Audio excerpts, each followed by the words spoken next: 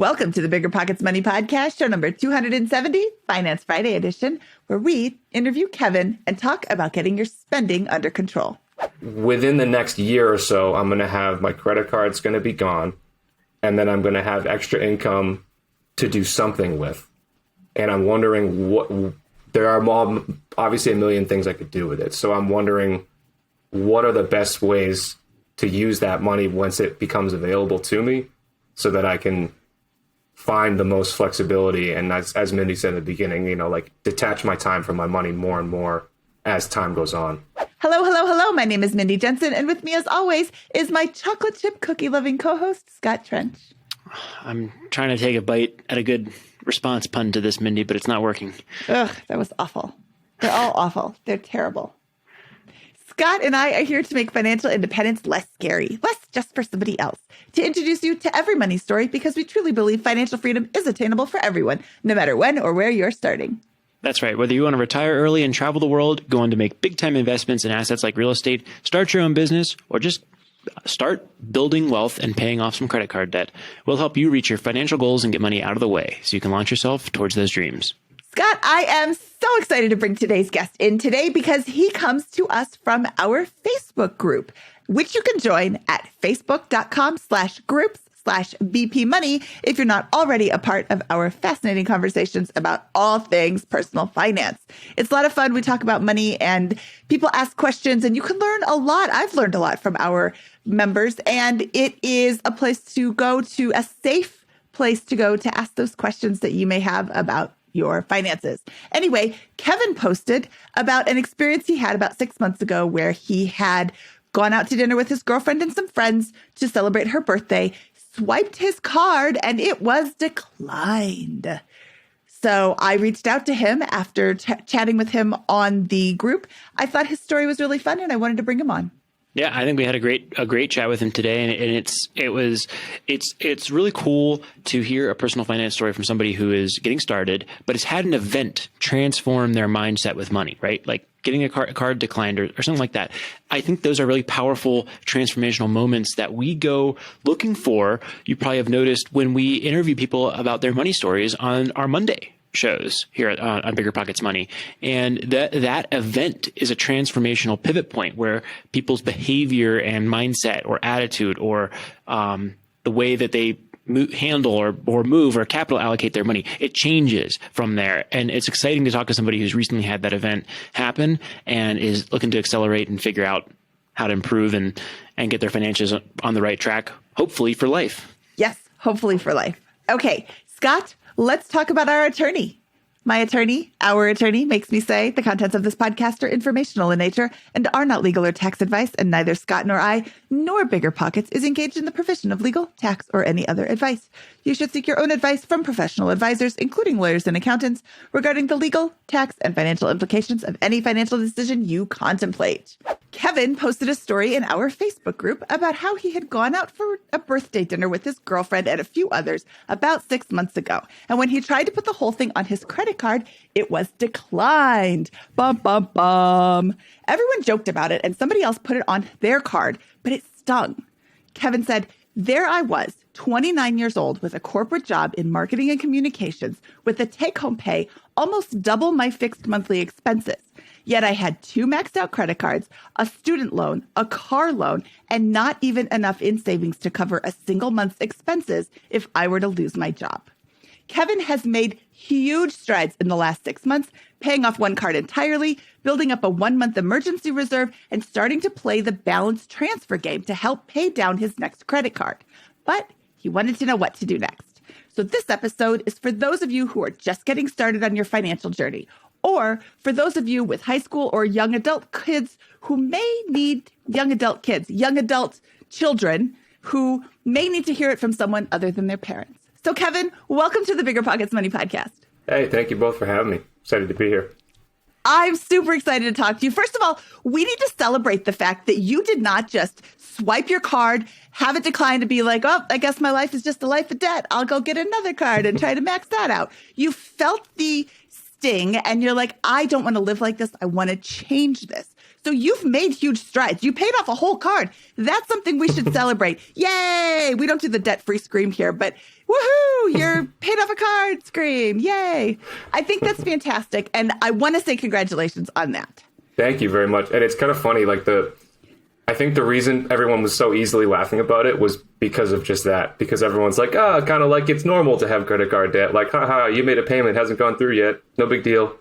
And it just didn't, it was a big deal in my head. I was like, I don't want to be here. It is normal. It is no big deal for a vast majority of Americans. So I'm glad that you didn't like that. And I'm glad that you made these changes. And I'm glad you posted about it because I want to show other people who are listening right now. Yes, it's embarrassing when your card gets declined. And yes, you can change. That doesn't have to define you forever. And that doesn't have to define your financial situation. You can make changes. And it starts with being conscious of where your money is and where it's going. So with that very obvious segue, Kevin, what's coming in and where does it go? Sure. So coming in is about, I'd say, $3,300 a month. That's take home.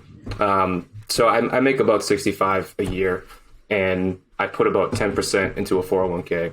5% of that is matched by my employer, so I put beyond the match. And then $3,300 comes home after that. And about 1,900, if I'm looking over here, it's because I have notes, but it's about like 1,900 of it is the fixed stuff. So like, about 11 or 1,200 for utilities, $550 for the car transportation. So I have like a car loan, car insurance, $125 for gas. And then another $150 on kind of like personal stuff. So like some like vitamins, I have like a compost service, and then like Hulu, Spotify and stuff like that. And a charity, I give like $30 a month to a charity. So that's like the fixed stuff. And then the big variable kind of sometimes black box is like food and going out. And, I look back and I had like $250 last month in cash withdrawals. And I'm like, I know some of that was food. Some of that was groceries.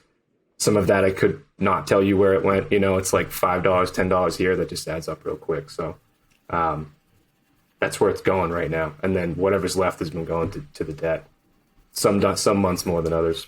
How would you kind of quantify your average on a monthly basis, the amount of cash you have to go towards debt? Typically, it's probably about $500 extra. Okay, so we can plan on $6,000 a year as a pretty reasonable starting point for now? Yeah, I'd say so. Awesome. And where is your net worth going? What's it look like right now? It's mostly just in the 401k.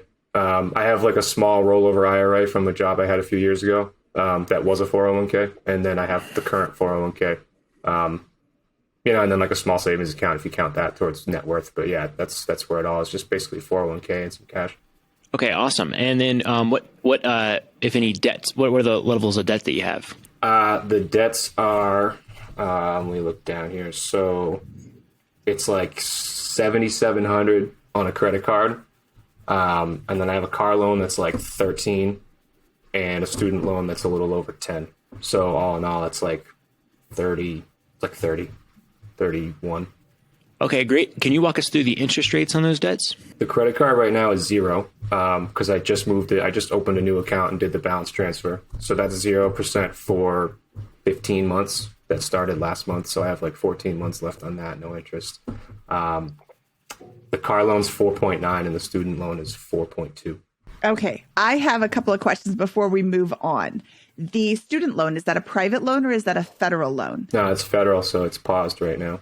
So it's paused. Yeah. Okay. We had an episode that came out on January 17th about student loans. So if you haven't listened to that one, I would suggest going back and listening to that one with Robert Farrington from the College Investor. That is a really great episode about what you can be doing for when it becomes unpaused, but also some advice on maybe the pause will be extended. It was extended right before the between the time we recorded the show and the time that it was released. They extended the payments till May 1st. Yep. So they may extend them again, which would be great for you. You could work on paying down some of this other debt. A note about that 0% interest rate credit card, the balance transfer game that I mentioned in the intro. You can typically get a teaser rate when you open up a new credit card and you transfer a balance. Now, I know that there was a charge to transfer the balance, but the balance sits there at 0%. And it only sits there at 0% until the end of the teaser rate, and then the rate skyrockets again.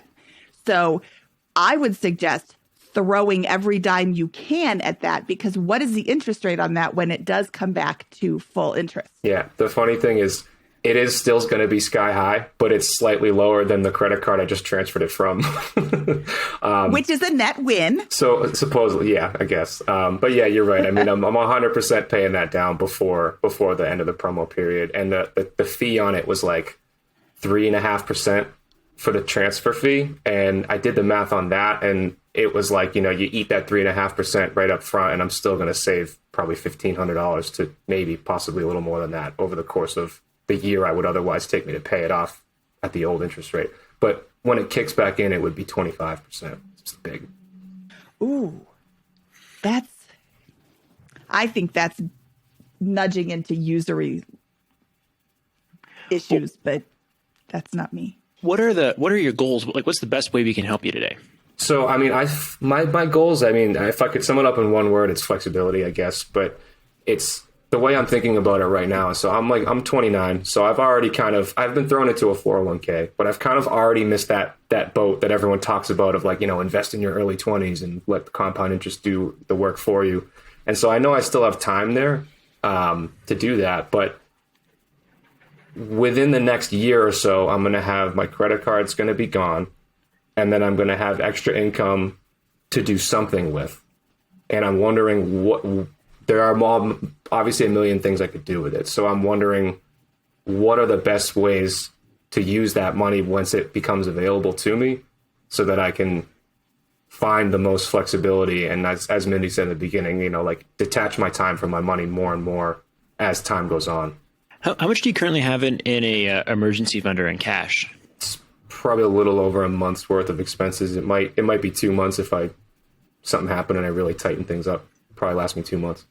One of the things I like to think about if your goal, I think that the goal you have of flexibility is actually an awesome goal, and we should spend just 30 seconds acknowledging that is the goal with finances. I think that most people should have is building a more and more flexible position.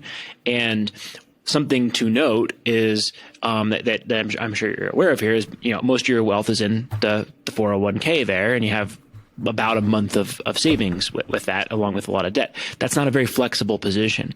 But what can happen within a couple of years, if you're doing things the right way, is you might buy a house and keep contributing to that 401k, pay off the debts, and you're still no more flexible, right, because you still have 1 or 2 months expenses saved up, and you just have you have a higher net worth, but it's not really translating to flexibility in your life. Yep. So I think it's an artful goal to have that in the first place. And then the concept that I would introduce you to is this concept of runway, financial runway, which is the amount of time that you can survive without depending on your paycheck, which right now is 1 month, I think, of time for you with that. So I think the bad news is that I think that building out financial runway or that months of reserve is not a good idea until you've paid off the bad debt being your credit card debt right now.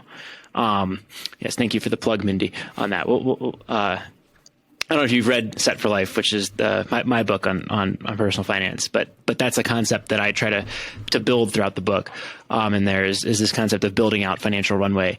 What I would kind of advise is, great, crush the credit card debt, because if you don't pay that, you're going to assume a 24% interest rate in 15 months. And it'll take you about 12 months at your current run rate, perhaps a little bit less if you find some creative ways, get a raise, get a bonus, or otherwise you're able to cut out a little bit of spending there over the course of the next 12 months. But after that, if you can build out 1 year of flexible net worth, after-tax brokerage dollars, or a combination maybe of money in a savings account or in an after-tax brokerage account in some form of investments, that's going to give you that flexibility. And what can happen from there is a large number of options begin to materialize. You don't have to know what which option you're going to take at that point in time, but it could be that you decide to house hack at that point in time using your year of savings or 6 months to a year of savings, your runway. It could be that you decide to take a sales job or something with commission opportunity that can increase your income. It could be that you decide to just buy a rental property, keep doing what you're doing, buy a rental property, or begin just plowing that into some other form, or just begin piling money bit by bit into your retirement accounts or after-tax brokerage accounts. But either way, that optionality, I think, will give you a lot of good choices that you don't have to know exactly what you're going to do with right now, but you can just know that they will materialize with you, and that at 29, early 30s, you're saying you missed the boat. You're right in the prime of being able to take a large number of shots in your life around starting a business, making a large investment, doing something, changing a career, or whatever it is that you want to do. Yeah, that makes a lot of sense. I mean, because that was sort of what I started thinking, right? I'm like, I don't want to find myself in a couple of years when I can finally afford a down payment on a house to then just be sitting in a house and be like, yeah, I have a house, but now I'm like house poor. And now it's, and I still don't have the flexibility that I would want. And so this is the first time I'm now starting to think through, like, okay, like I can see the end of the line with this debt, and I can see me having more income freed up to do things with. And now I'm trying to think through what all of those options are and what the path could be, like I said, to just separate the time from the money and make more flexibility. You mentioned the concept of fixed expenses as well. So first of all, I love that, right? If you were to just go in a year from now, pay off the debt and then buy a house, you assume a mortgage payment. I think you said you were paying about $1,000 in rent right now. Yeah. If your mortgage payment's $1,500, you're essentially in no better of a position from a life flexibility standpoint, even though you now have a house from that. So again, I think that's why I think the goal of flexibility is such a powerful one with that. The best way to flexibility is paying off that debt, not assuming any more high fixed expenses, right? And understanding that over a moving period, like over 5 years. Well, let's start with this. How much is left on your car loan? Dollar amount? It's 13.5. And how many years is left on that? 4. 4. Okay, great. So in 4 years, over the next 4 or 5 years, you could conceivably get to a position where you've paid off your credit card debt, you've bought this house, a house hack, right? So your monthly rent is down from $1,000 to $400, or maybe zero, depending on how good of a deal or how advantageous a thing you can find there. Your car loan's paid off, and now over the course of those 4 years, you've slowly increased from that $500 a month in savings to $1,000 to $1,500 as each of these has fallen off. And it's not an overnight process, and it won't be. There's not a quick path to getting to $1 million right now, but that snowball will pick up bit by bit and will increase that monthly amount of savings, which will increase the amount of runway. And as long as those goalposts don't move, then that flexibility will continue to accrue to you in the form of these different types of investments. And those options, like, it's impossible to say which path you should take from an investing perspective right now.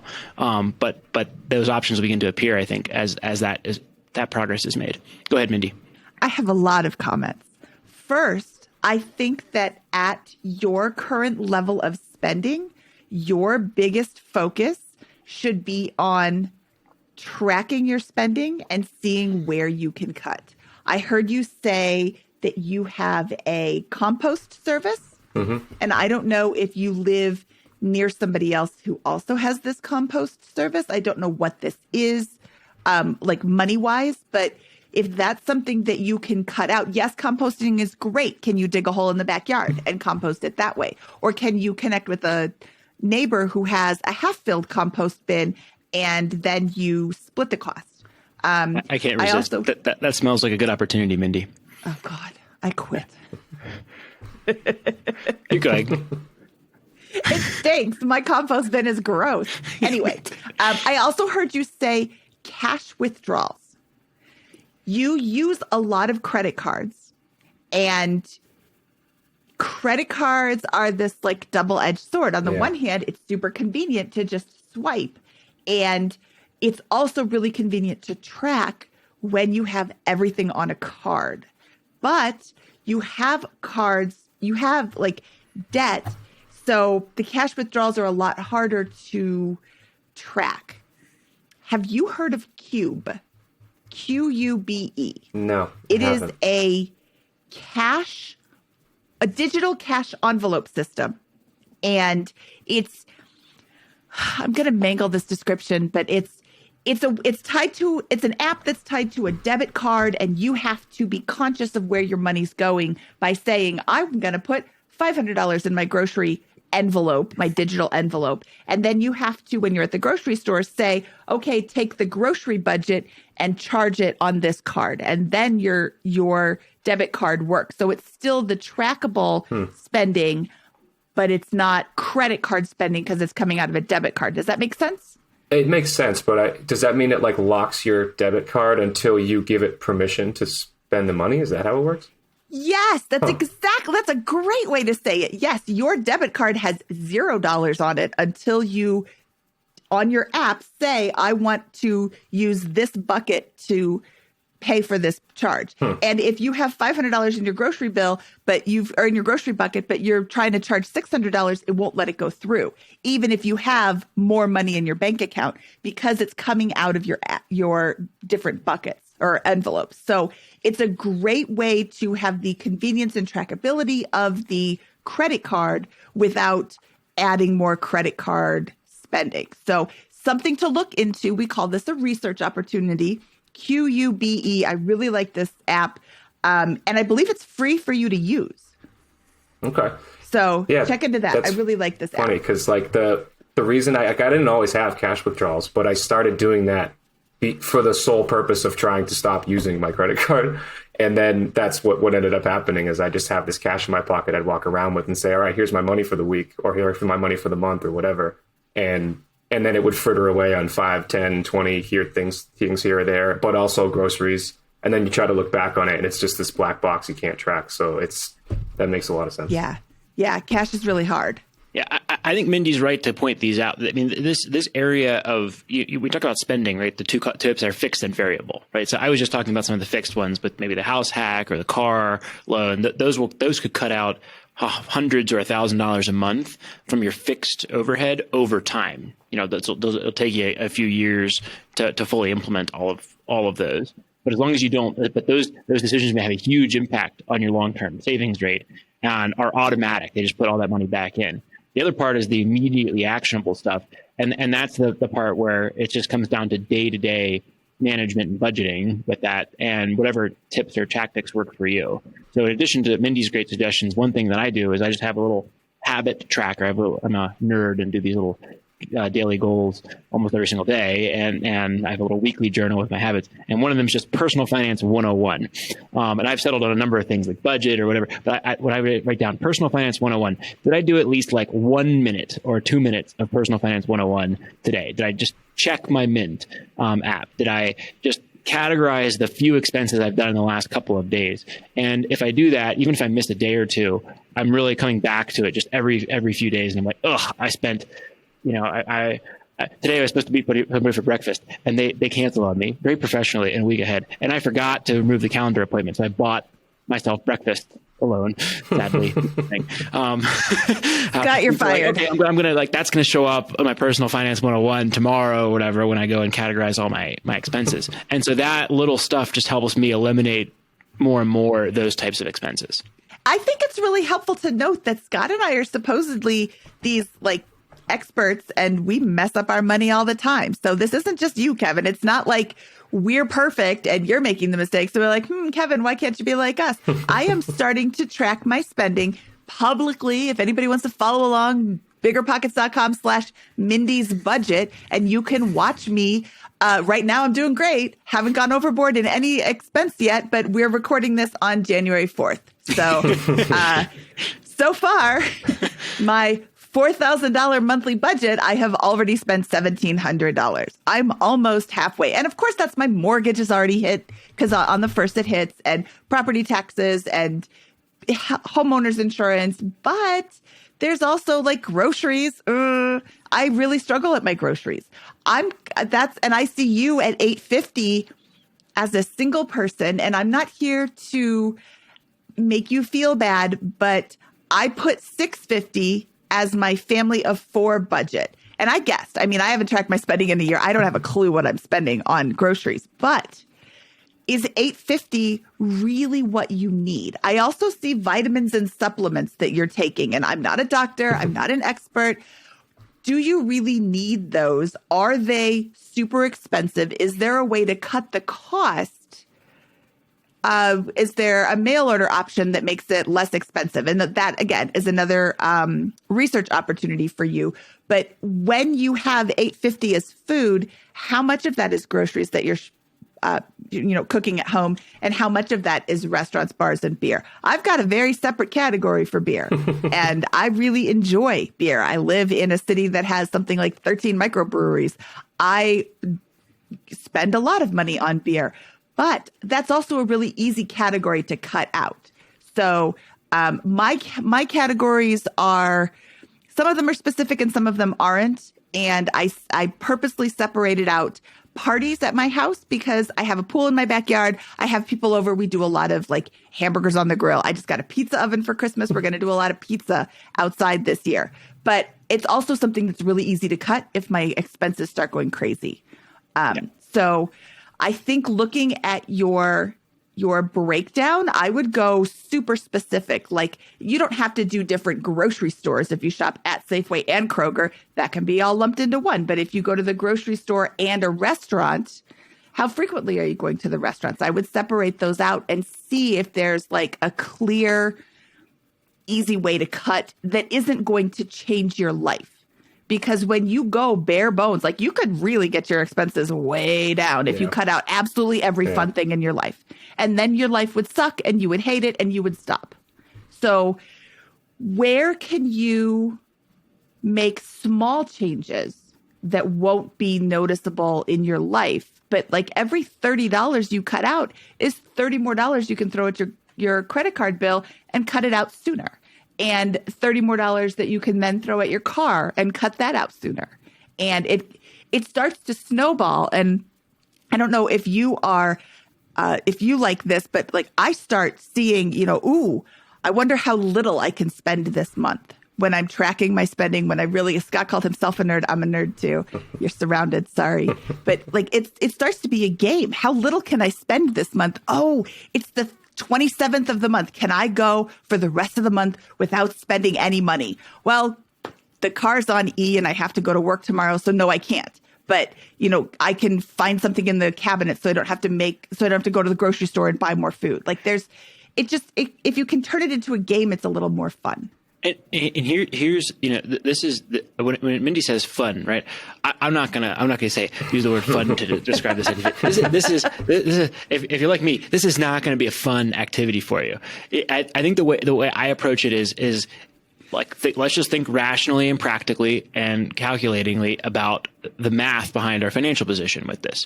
There are 4 levers: spend less, earn more, create, or invest. Right. And right now, the lever that is most controllable for you is spend less. That'll be the case for probably 1 to 2, maybe 3 years before that flexibility kicks in and the investing or creating or earning more categories really open up in a really meaningful way, perhaps to you. They may be open to you currently, but they may be much more open to you as your financial position becomes more flexible and you build out that financial runway.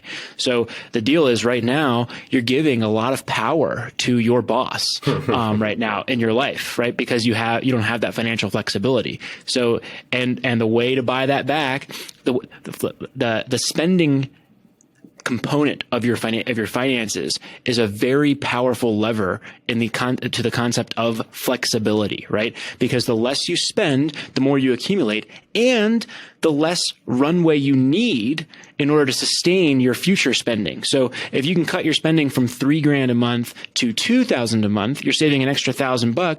And instead of needing $6,000 for 3 months of, if you spend $3,000, you need $9,000 in the bank to give you 3 months of flexibility, versus $6,000 will give you 3 times $2,000 in monthly spending. I'm butchering that, but the concept there, that's a really powerful concept. And then you have to understand, like, this is not a permanent state of affairs, but it is a grind for a period of time to keep those expenses as low as possible, while you build up flexibility, perhaps passive income, more scalable streams of income, alternative sources of those types of things, and then it can begin picking back up on the other side of that over the duration of a lifetime. And it's that period of, I think, self-sacrifice that puts you in the position to build that flexibility and then ride it from there on. So my spending is not as in controlled as Mindy's, and I have some work to do before I would post it publicly on this. But it's not the biggest, it's not the lever that matters right now in my personal financial position. But when I was starting out from scratch and starting to build up my position, I was around that $2,000, $2,500 a month in spending over that period of time while I was building up that flexibility on a $50,000 a year income, because that was the biggest lever for a period of 4, 5, 6 years before it began to transition into managing my assets and expanding my career here at Bigger Pockets with that. So that's one way to think about it. Is it's whether it's fun or not, it's mathematically where the time should be spent, and it's work that goes into, I think, it's just as much work as building an investment portfolio or trying to scale your income is really knocking down these expenses, planning out your meals, getting control of those big categories, and funneling every dollar to where you want it to go. So I have a thought. So you're a marketing communications person. Mm-hmm. And I don't know if you know this, but there's this thing called the internet, and there's a lot of things going on the internet where people need marketing and communications. I would first look at your employment documentation to make sure you don't have any sort of non-compete or you can't do any work for anybody else while you're there. But if you can, start your own marketing and communications company now, because if it completely fails, what have you lost? Nothing but like $8 on a website name. And if you paid more than that, you paid too much. But like, it can be a really easy way. Like, it's not easy for me, but I'm not in marketing and communication, so that's okay. But there's all sorts of things that you can do for clients that are automated or easy or like low time out of your day, or even like big upfront time and then it continues on. But having your own business and starting your own business while you have a source of income so you can try things, and if they fail, that's okay. I think now is a great time to start in the marketing, especially now because everybody's budget is just opened up again. In December, it's really difficult to get $1 from anybody, but in January, whoo-hoo, they're spending money everywhere. So start out there. What is your area of expertise? What is your industry of expertise? What is your genre? And go from there. What can you provide people, and how can you do it in such a way that they send you a lot of money every month? Yeah, that all makes a lot of sense. And I think I'm a little bit more in the Scott camp here, where it's not super fun for me to be just tracking all this stuff. But I think the thing that's really changed has been like, I guess a part of what I've said earlier about my goal for flexibility, it's also like the goal to not have to think about money all that much if I don't have to. And the mindset shift that's just happening for me very recently is like, I need to think about it a lot more right now so that later on I don't have to think about it as much. And I think the fact that I haven't been thinking about it that much all these years has actually been driving me further and further into a position where now I need to think about it way more than I want to. Yeah. Like Mr. Money Mustache has, I think, a really good framework for thinking about money in one of his blog posts. And that's a great blog for you to check out if you haven't already. That extreme mentality, I would say he's fairly extreme. I think most people would agree with me on the savings front. But that really was a big motivator for me, was his blog and kind of embracing a lot of the concepts that he talked about. And that might be a good entry point for you to just start perusing a couple of random articles. Anyways, one of those, he talks about, hey, a healthy relationship with money may ultimately look like your relationship with tap water. And I've used this before on the podcast, but let me go roll with me for 1 second here. Like tap water, you turn on the faucet, you take what you need, you use it, you shower, whatever, and then you turn it off. You don't waste it. You have complete control over where it's all going, but you don't really think about it on a day-to-day basis. It's not just, it's something that's there. That's the ultimate goal, I think, in finance with that. But right now, what your story is telling us is that money is leaking through all these different holes, or has been for a while, in your ship, and you need to plug all of those before you can really begin to turbocharge the income creation. And you're well on your way. You've clearly done most of the work. You just have a little bit more left to kind of clean up, particularly around the day-to-day side of money management. And yeah, it doesn't have to be all consuming, but it should be every single day or close to it that you're tracking and managing those expenses. Go ahead, Mindy.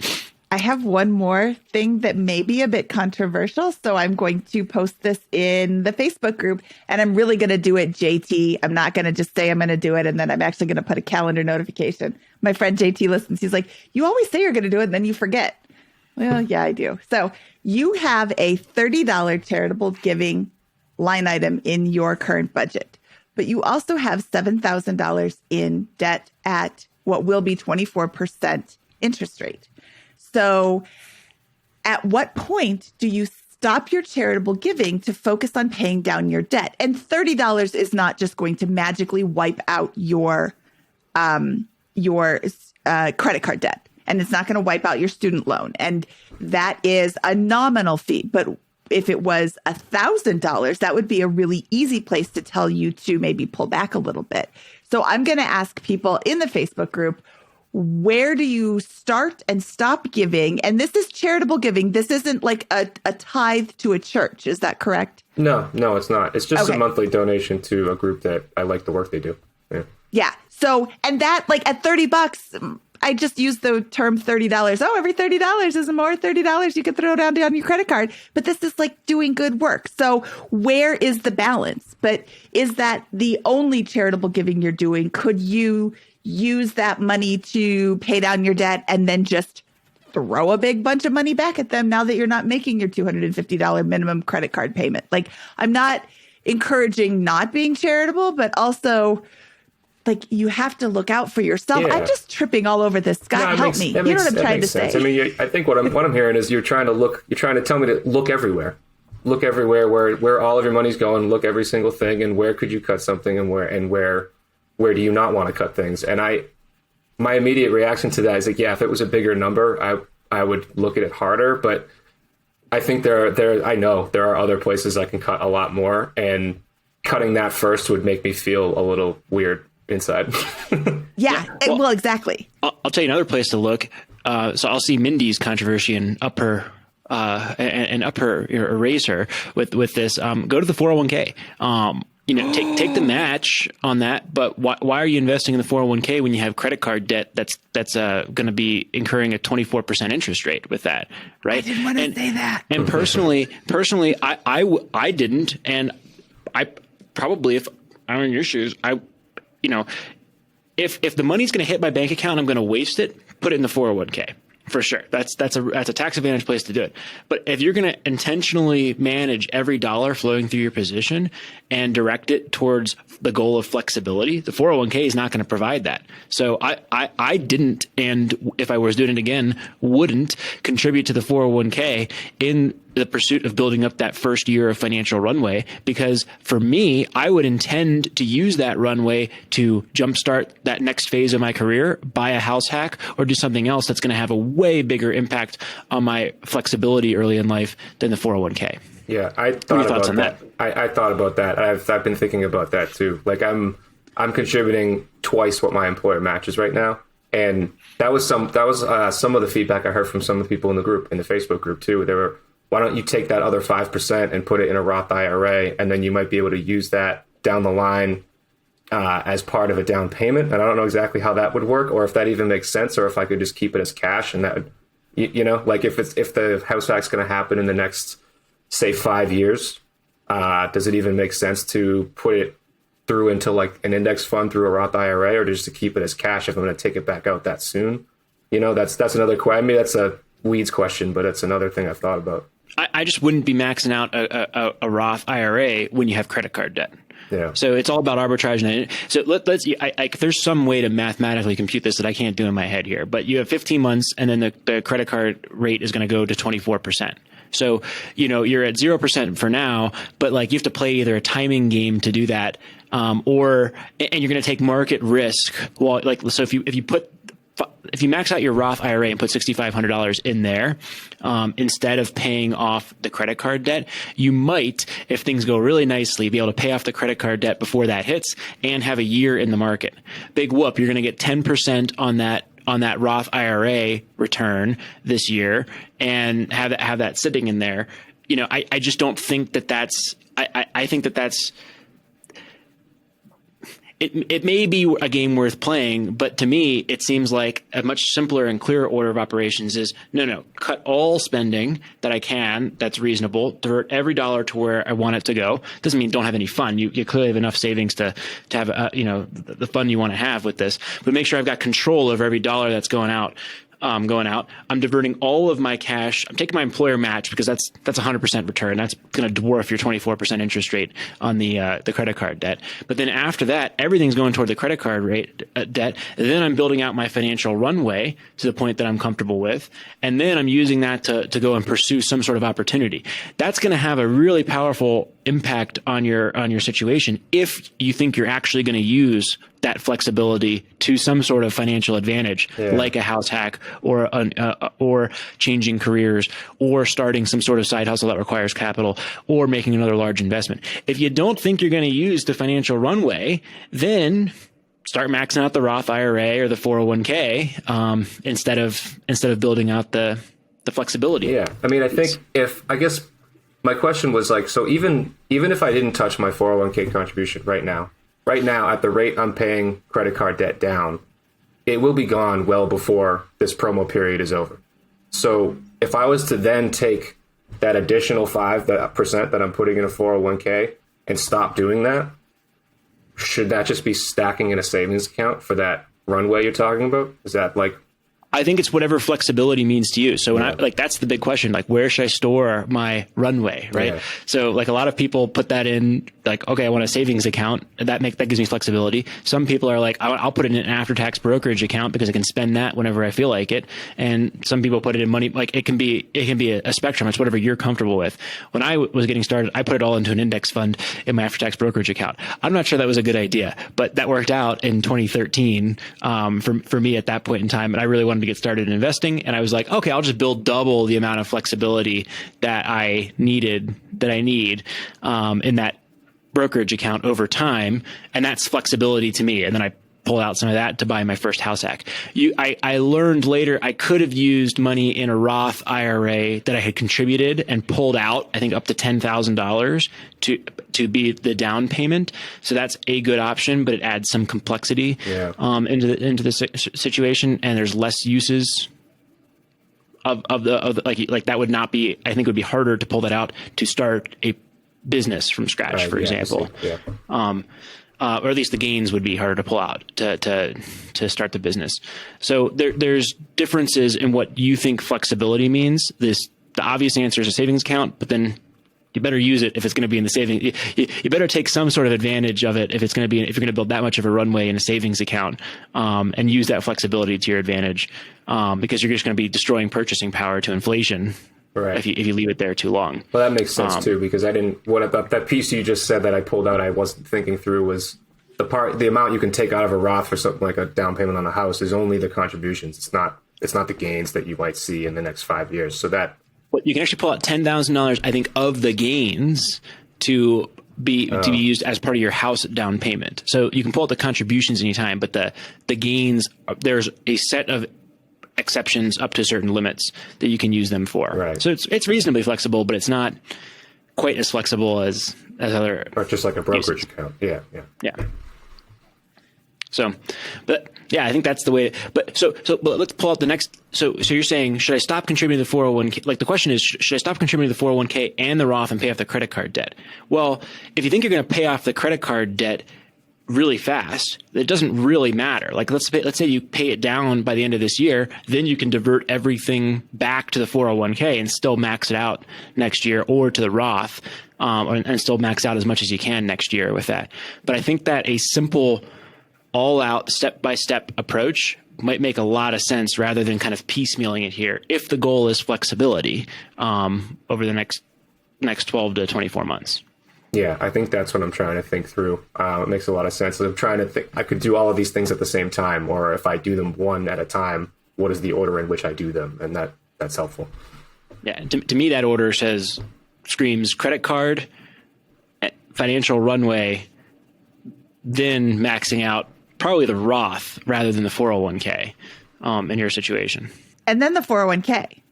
Yeah, but here's the thing: like, there's just no like at your income and your savings rate, you're not going to be able to get through that whole list inside of the next year. But that can be a goal.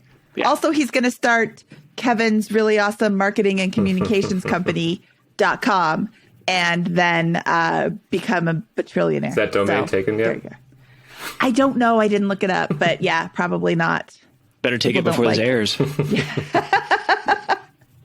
Yeah, so if you need Kevin and his really awesome marketing and communications company, just go to that.com. Okay, so I'm going to invite you to listen to episode 75 with Justin from the Savings Sherpa in regards to cutting your food budget, because Justin is a master at cutting your food budget. What does he spend, like $1.50 a month on his groceries, Scott? It's something really ridiculous and still doable because he shops the sales. It's been almost, I think he spends more than $1.50.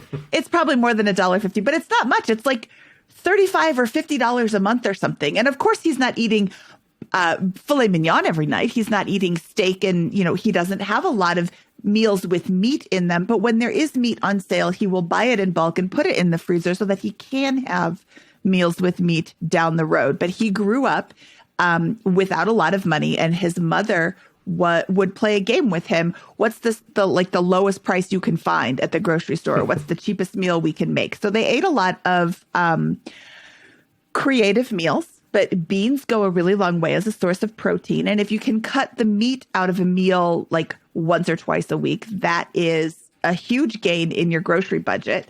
I would look at what is your groceries, like what kind of groceries are you buying and how are you shopping? Oh, in episode 3 with, what was her name? Erin Chase from $5 Dinners. She has a plan where you can make dinners for $5. And Scott, I'm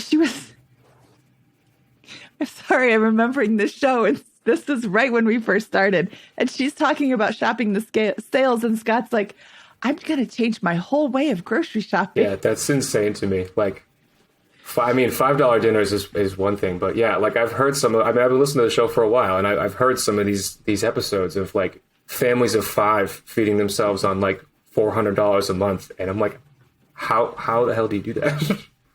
Yeah, it can be really, really tough. I don't know how some of these people do it. I bet it helps because sometimes, like, if you live far away, like in a pretty rural or remote area, you've got to buy in bulk and plan it all out for the month or whatever. Yeah. So I bet that also helps and may skew some of the, because like Mindy, I think does a pretty good job as net $650. And I'm probably at like $650 or $700 at groceries for the two of me and my wife. So I'm not so great at this one. I probably need to go back and listen to that. It's just funny. Episode. Like and it makes sense though. Cause I mean, the house I live in now, I just moved into a few months ago. And before that I was living in the city in Boston. And just by moving like 20 minutes out into the suburbs, where now the closest things to me are grocery stores instead of like the million takeout joints that are around on my block in Boston, I immediately started spending less. I was spending even more before. I still have a ton of room to cut, but like I knew that was going to happen too. Like just the act of moving out here, where now it's like the 2 or 3 closest food places are grocery stores and not the 12 takeout joints I pass on my way home from work, immediately made it easier. But that was a passive thing, and now I'm at the phase of like now it's time to get into the active phase, basically. My $650, I need to qualify that with, again, we're recording this on January 4th, and so far I'm doing great, but it's only 4 days in. My $650 is a guess.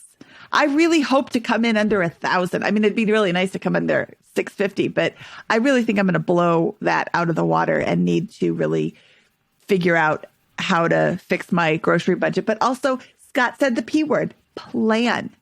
When you go to the grocery store, do you have a list or do you just kind of grab what looks nice? I have a list, but I also grab a few things that look nice sometimes.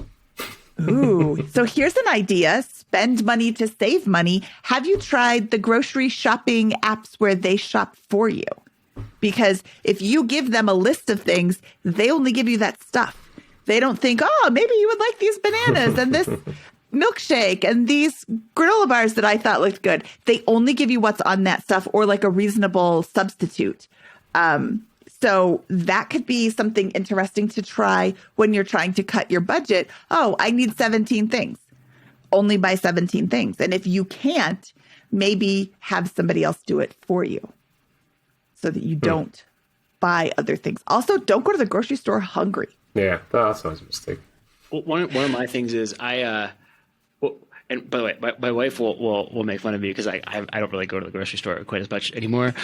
So thank you, Virginia, for a lot of the, but like what I was doing this, like I would just make the same thing every week. And I learned from Erin Chase that it's a mistake because like if you're a more masterful cook than I was with 3 or 4 recipes that I could make, she can say, okay, I'm going to actually modify my whole plan on the fly based on what is on sale. And I can see that through the apps or whatever that the stores have and all that kind of stuff. So that's probably another tip that is better than I ever did, but might be helpful. Yeah, I make a lot of the same things despite whether it's on sale or not.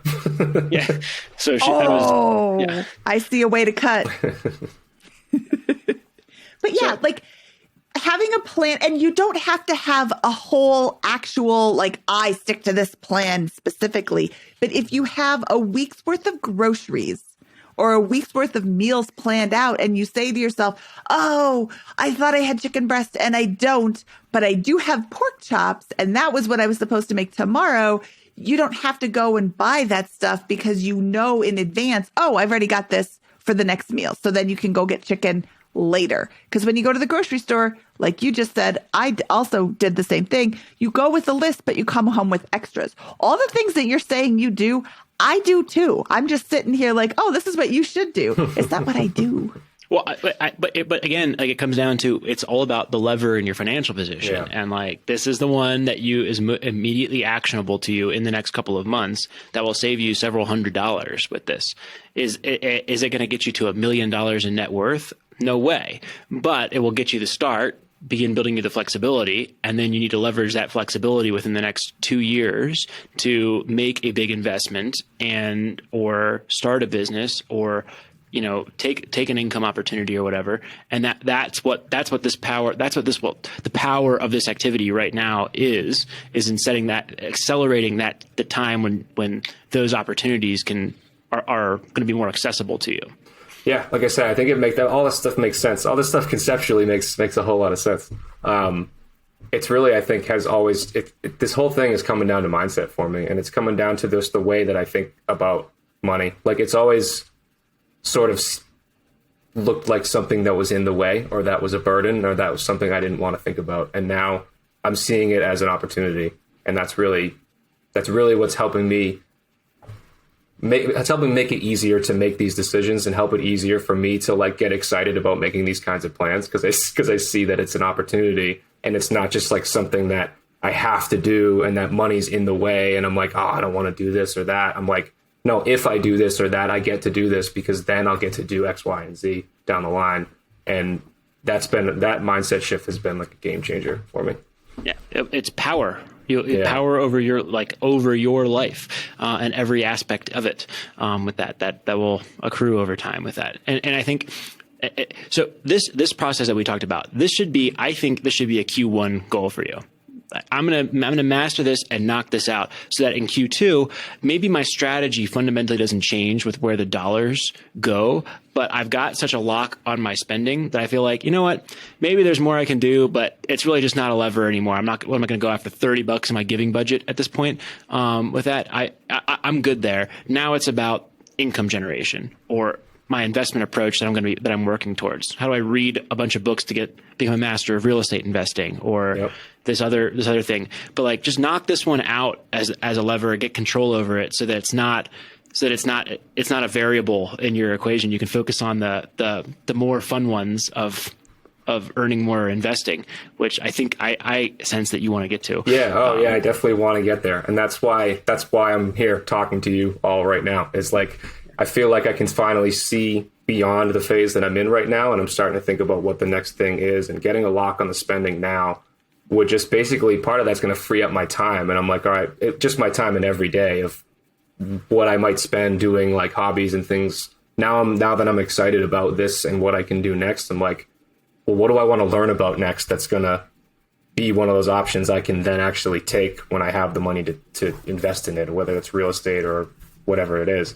That one I'm definitely thinking a lot about, is like, how do I spend that? Like, I think it was a recent episode I was listening to you both where you said, like, are you willing to spend like 500 hours learning about something to really get good at it? And I was like, wow, I could probably spend 500 hours in the next year or in the next year while I'm paying down this debt, so that when it's gone, I've learned a lot and I can just like be ready to take the next step.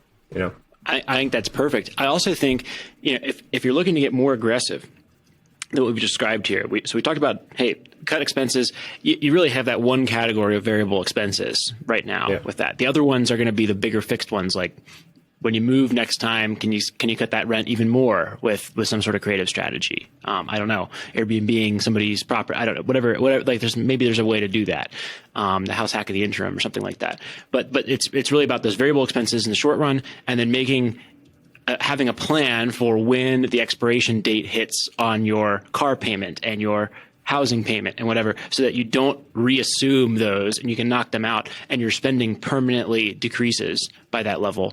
Ideally for the rest of your life, because the next time you buy a car, hopefully it's in cash, when you have the financial position to do so. Right. So then I think it's like, what are you going to do with the excess cash? Well, you put it into some sort of logical order. My preference personally, if the goal remains flexibility, and that's actually the primary goal, would be to do an order of operations, take the match, because that's 100%.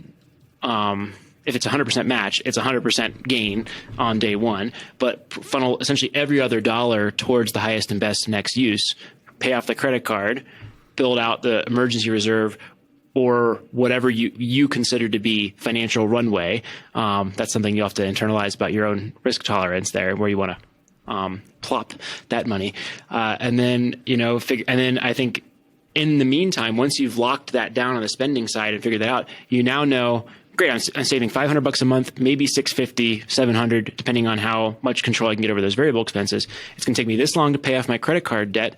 What can I do in the meantime if I'm motivated to do more in my free time and it's not going to distract from my quality of life? Can I, so what I tried to do is I tried to start various businesses every 90 days that required little to no capital or like some sort of side hustle. And most of them failed for the first 2.5 years. I tried to start a company that sold winter gloves for driving. I brought a proposal to my mastermind group that I had joined about winter tire rentals, the theme there. And that was a terrible idea, because if you buy the winter tire, if you buy like a set of tires and you rent it out for a year, I pay $400 for the tires, I make $250.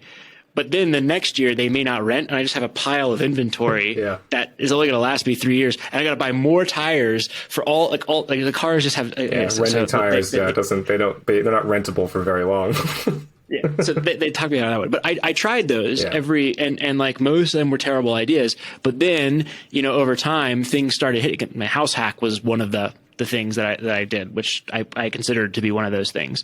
I wrote the book, and so a number of those began to, over time, become valuable contributions, and I learned from each of those. So that could be a framework to deploy, is like every 90 days I'm going to start something that has some potential to either help me learn but won't cause me a lot of grief and losing my money. And those opportunities will get better and better as your flexibility improves. So that would be another thing to think about once you've locked down your spending, focusing on that second lever of these opportunities.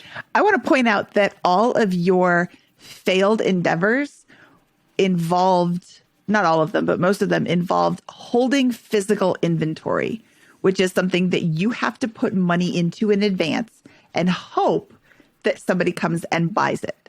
Whereas Kevin's super duper amazing marketing and communications company.com is $8 for the website, or $9 or whatever. And then Kevin, I'm assuming that Kevin can put together the website or knows somebody who can. And then it's just his time. So if it is a big flop. He's spent $8 or $9. And he already has a computer. He already has the capacity to do it. He already has like the ideas. It's just your mental space, which is free. And I don't mean that in a bad way, although it sounds bad. Like you're not paying for that. So if it doesn't work out, you're not out a huge amount. And Alan Donegan was on episode like 17 or 18, and he has this thing called Pop-Up Business School where he teaches people how to do a super lean startup. Don't go out and buy all the things and then test the idea. Test the idea first. So I love, Scott, I love that your mastermind people told you don't rent winter tires, because I don't love that idea. I love the creativity behind it, but even Kevin's superdupermarketingcompany.com won't be able to get you a lot of business there. Yeah. Or maybe it would. Oh, maybe that's a really great success story. Kevin's Super Duper Marketing. We're so good we can even sell Scott's rentable snow tires. But anyway, I just wanted to point that out. One day I'll prove them wrong. Yeah, if you ever revive the idea, call me. We'll set up the website. That's great. What was it? KevinSuperDuperMarketing.com? Super Duper Marketing and Communications. Yes, marketingandcommunications.com. Yeah. .org. Or if you can't remember that, email Mindy at biggerpockets.com and I can connect you to Kevin. I think I'll remember superdupermarketingandcommunications.com for the rest of my life. So hopefully this is getting at least some ideas sparking. The strategy in the short run with what your cash is going to be doing is pretty clear cut, I think, for me, for the most part with that. Depends on how far you want to go with reallocating the capital that you're accumulating, perhaps away from the 401k to the debt or not. But it's probably credit card until it's paid off, and then into that flexibility. And then if you can, knocking it out and saying, can I set myself up to try some of these ideas, whatever ones look good to you at the time. And if you can go and look back and say, hey, in 2.5 years, I'm going to look back. Where am I at? Well, I've paid off my credit card debt. I've built out a year of runway. So I have the FU money if I ever need it from my job. I'm using that to my advantage somehow. And I've tried 10 businesses or scaled one 10 times, over 10 quarters to get to something. Surely some good outcome in excess of what the math, the formulaic math would tell you is going to happen, would happen over that 2.5 year period. That would put you ahead of, just saving $500 a month times 30 months, right? So, yeah, that makes a lot of sense. What are your thoughts? Is this answering your questions? Yeah, is this helpful? it is. Yeah, it absolutely is. It's really, like I said, I keep coming back to the mindset thing. I keep coming back to the framework of, should I be trying to spread things across multiple, or should I just focus down and do things one at a time? And that makes a lot of sense. And the thing you just said about the formulaic math versus the sort of unseen opportunities, or the sort of compounding effect of what you can do with flexibility, that's like motivating. That's motivating to me. Awesome. And there's no, you can't diversify right now. This is not a good time to diversify, right? Like diversification is great, all for diversification, but you have to diversify when you have assets to diversify. So I love the idea of just going all in on the thing that you think is best for a year or two. And then you can diversify when you have hundreds of thousands of dollars in assets in 2.5 years to begin diversifying with that. That's a point where I think it makes more sense to begin with those types of things. Otherwise, you're just going to ensure that you have a small pile that doesn't lose money versus, using that flexibility to go after the big opportunity. Right. Okay. Well, it sounds like I need to talk to you in 2.5 years when I have my super duper marketing communications.com. 90 days. Oh yeah. The website will be in 90 days. Yeah. Okay. Makes sense. I'll call you and we'll spin up that tires idea. Sounds great. Oh, did you hear that, Scott? We'll spin up that tires idea. He's that was just pretty like good. You. Yeah, I like Thanks, that. Kevin. Yeah, that's what I do. He's like, I'm not sure I give myself credit for that one yet. Okay, Kevin, when you have your website up and running, let me know, and I will make the announcement in the Facebook group. Hey, remember Kevin from episode 270? Well, now Kevin's super duper marketing and communications.com is up and running. So I will give you a plug. It's rolling. Yes. His first client is Scott, So he's lost money on Scott's stupid idea. So he needs more clients. So call him up. And then, because self-promotion is not allowed in the Facebook group, but it's my group, so the rules don't apply to me, and I can post anything I want. So I will post that for you. So let me know. So hurry up. Will do. I got $9. Okay, Kevin. Said I got $9. What? You got $9. There you go. Okay, Kevin, this has been so much fun. I'm super excited for you. You've got a slog ahead of you, but just by talking to you today, I know you are going to crush it. And when we check back in on you in 2.5 years, you have to reach out to me, remind me that you have crushed life and you want to come back and share it with everybody. Everybody else will know too that you have absolutely crushed it and you are well on your way to becoming a millionaire by age 40, simply because you are doing what is different. You're not swiping your card, getting it declined and saying, oh, I guess that's just part of my life. You are taking action to make changes, and that's how it works. So thank you so much for your time today, and we will talk to you soon. All right. Thank you both. Okay, that was Kevin. That was his fantastic story. And that, again, you can find him at Kevin's super duper marketing and communications company.com. Maybe. He'll probably shorten that because that's kind of a mouthful. Scott, what did you think of his story? I thought it was great. I don't think he'll probably be filing for trademark for that particular corporate name, in spite of your great suggestion, Mindy. But I think that I think it was a good episode. One of the observations there is, and I have to imagine this is frustrating to Kevin and perhaps a lot of people in his situation that are kind of just getting started, is we talk about the 4 levers, and there's so many different ways to think through. Hey, if someone comes on our show and they have 5 properties and some syndication investments and a 401k, and these other assets, and 3 different sources of income, and a variety of different expense buckets that look like they're a little over. Now we can go through and we have a complicated discussion about which area to focus on and which is the biggest lever in that situation. That depends on their net worth, their income sources, their spending. If they have a business or any income that they can control, how we can think about those. And when it comes to Kevin's situation and folks who are just getting started on this journey or have debt and are in the hole, we really have to keep that focus on that first lever of spending less and getting complete control over where every dollar is going, and say that the strategy here is understanding that it's a grind to get through that, and say and control that and sustain it for years, really, to pay off that debt and build that financial position. And then the game begins to open up a little bit more when that flexibility is built and there's investment opportunities or income opportunities with that. But really, that's the most powerful lever when someone's just getting started, and it's get control of every dollar, knock it out, and know that I'm going to have to sit on that, self-educate, and prepare myself for that opportunity that's going to come a year or 2 years down the road as I build out that stronger and stronger financial position to make that first house hack investment or that first serious business opportunity or that career change or whatever to scale my income, and begin applying those other levers in the journey.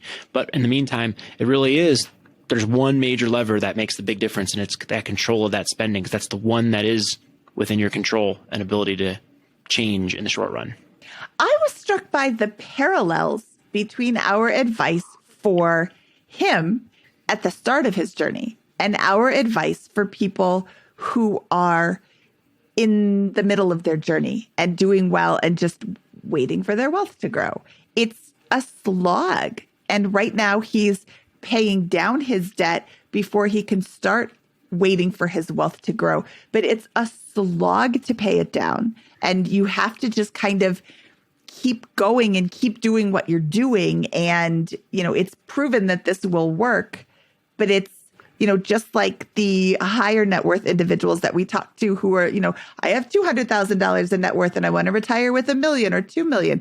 Well, keep doing what you're doing. You're doing great. Keep going. Well, I'll call that out. I think that is an important takeaway, and I have a slightly different twist on that now that you said that. With that, I think his situation parallels to an extraordinary degree a household that might have $200,000 or $300,000 in 401k assets and $200,000 in home equity and a net worth in the $400,000 to $500,000 range, but still only has 1 to 3 months of emergency reserve. They may have a cleaner financial position, but they're really not any closer to flexibility than Kevin is in terms of his journey with that, right? I think that's a powerful takeaway for me from this is if he can build that out and build that flexibility so it's outside of those retirement accounts and outside of that home equity as the primary drivers of his financial position, he may be able to get into a flexible financial position that is capable of supporting him for several years or at least a year within 2.5 years and sustaining that for life. So I think that's an important takeaway of where you build your wealth can have a huge impact on your flexibility if that is in fact one of your goals from finance, which I think it should be.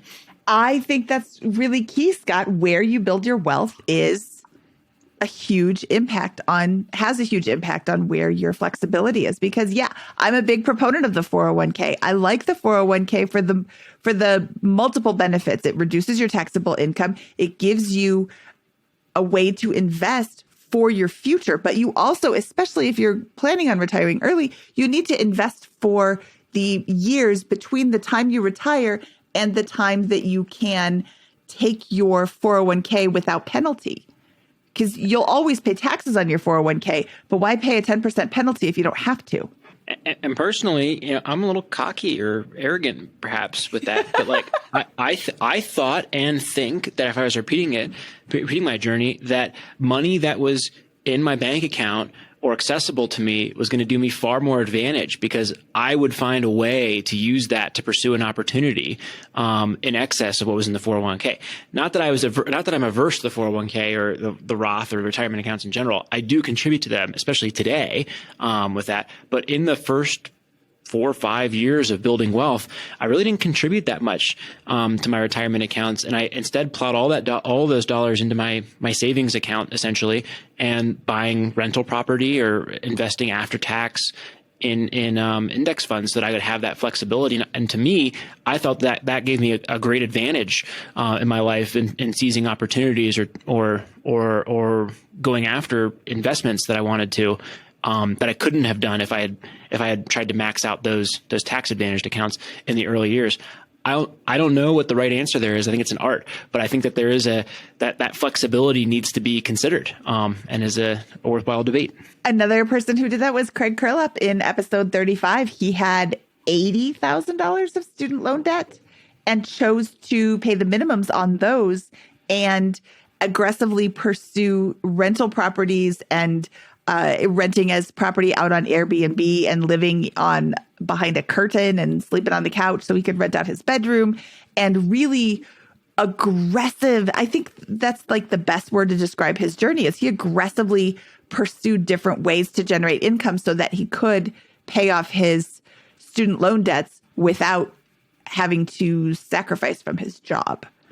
One thing that I'm really interested in is I think that there's a lot of baby boomer businesses, like the services businesses, HVAC, plumbing, janitorial, carpet cleaning, and you go on I go on Colorado Buy Biz Sells sometimes and look at these businesses, and they're selling for 1 times cash flow. So that'd be like a rental property selling for $300,000 that produced $300,000 in cash flow next year with that.